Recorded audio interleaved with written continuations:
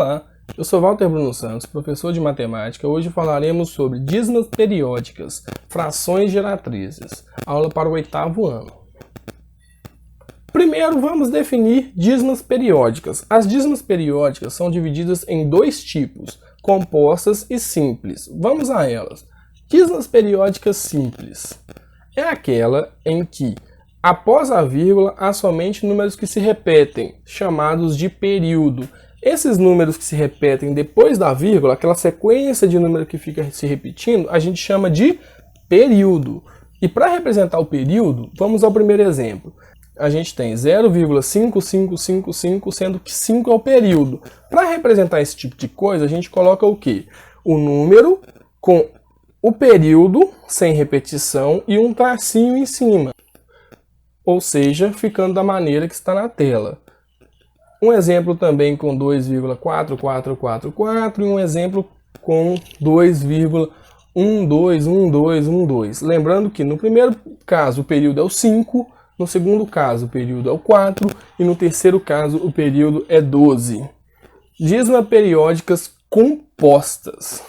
As dízimas periódicas compostas são aquelas que após a vírgula existe um ou mais algarismos que não fazem parte do período, denominados antiperíodo. Então, sempre que eu falar antiperíodo, eu estou falando de um número que está após a vírgula, porém não faz parte do período. Olha o primeiro exemplo ali. No primeiro exemplo, o período é 5, só que a gente tem o número 2 que está de vermelho, que não faz parte desse período.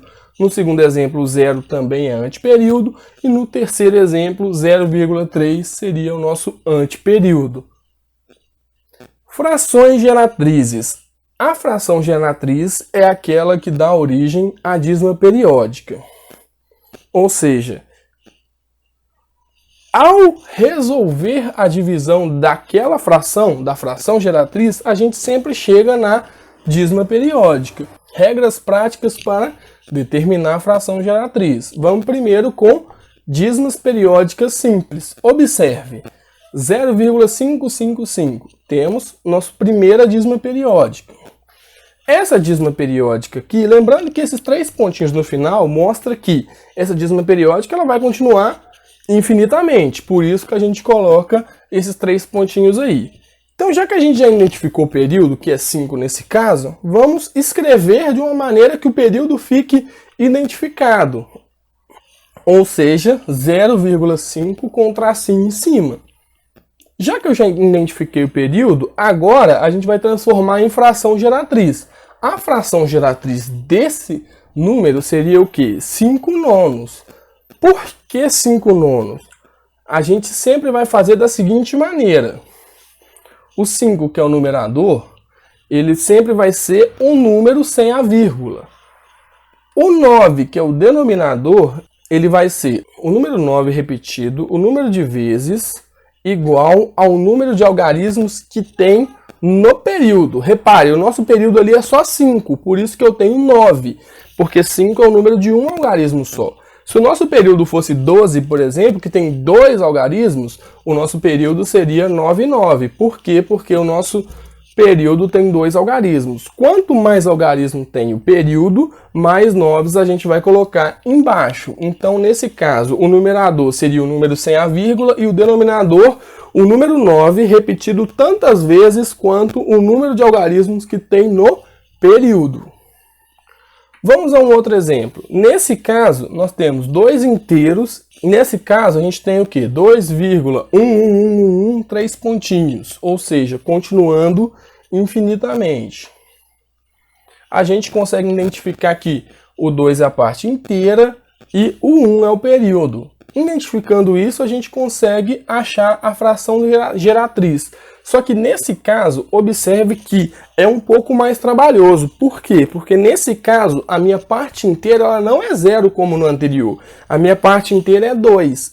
Fazendo isso, ficaria 21 menos 2 no numerador e 9 no denominador. Por que 21 menos 2 no numerador? O 21 ele representa o número sem a vírgula, menos o 2, que é a nossa parte inteira, dividido pelo número 9, equivalente ao tanto de algarismos que tem no período. No nosso caso, o nosso período é 1, tem um algarismo, por isso um 9 ali. Ou seja, 21, número sem vírgula, o 2, a parte inteira, e o 9 equivalente ao número de algarismos que tem no nosso período. Mais um exemplo para a gente. Nesse caso, a gente vai identificar que o nosso período ali, ele vai ser 12.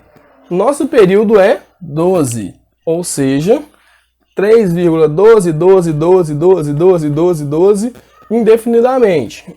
Ou seja, 3,12 com um tracinho em cima.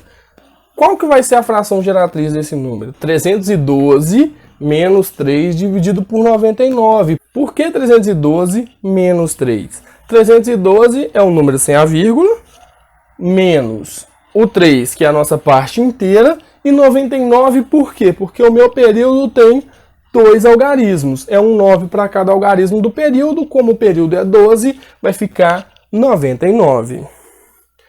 Para dízimas periódicas compostas, ou seja, nesse caso aqui agora, 0,87777, repare no 8. O 8 eu coloquei de vermelho aí para você perceber que ele é o antiperíodo. O que é antiperíodo, para lembrar? É o número que está depois da vírgula que não participa do período. Então, nesse caso, é o 8. 0,8777 a gente consegue escrever da maneira 0,87 com um tracinho em cima, lembrando que o 8 não faz parte do período, ele é o antiperíodo. Isso seria equivalente a 87 menos 8 dividido por 90.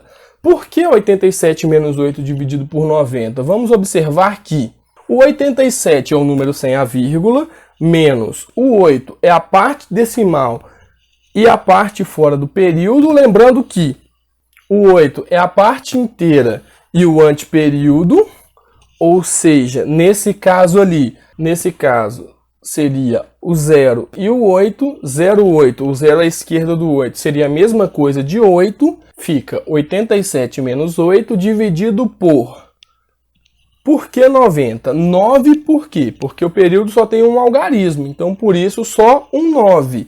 0 por quê? O 0, sempre a gente vai colocar um 0 para cada algarismo do antiperíodo. Qual que é o nosso antiperíodo agora? O antiperíodo é 8. Se o antiperíodo é 8, é um algarismo só. Então a gente vai colocar um 0 só. Então por isso que vai ficar 90. Se o nosso antiperíodo fosse, por exemplo, 88, seria o quê? 88 é um número de 2 algarismos, seria 900 embaixo, porque seria 2 zeros. Ou seja, cada algarismo do antiperíodo vai gerar um 0 no denominador. Outro exemplo para a gente aqui. 1,54222222. Nesse caso, a gente tem que o antiperíodo é 54, o período é 2 e a parte inteira é 1. Identificando todas essas situações, a gente pode ver que a fração geratriz seria o quê? 1542 menos 154 dividido por 900. 1542 é o número sem a vírgula, menos 154, que é o quê? A nossa parte inteira junto do antiperíodo. 9, porque o nosso período só tem um algarismo, e 2 zeros, porque o nosso antiperíodo tem 2 algarismos. Por que que o antiperíodo tem 2 algarismos? Porque o antiperíodo é 54. 54 é um número com 2 algarismos, unidade dezena. Ou seja, se ele é um número com 2 algarismos, eu tenho que colocar 2 zeros no denominador da minha fração geratriz. Então, desta maneira que a gente constrói frações geratrizes a partir de dízimas periódicas. Chegamos ao final de mais uma aula. Eu sou Walter Bruno Santos e obrigado pela aula.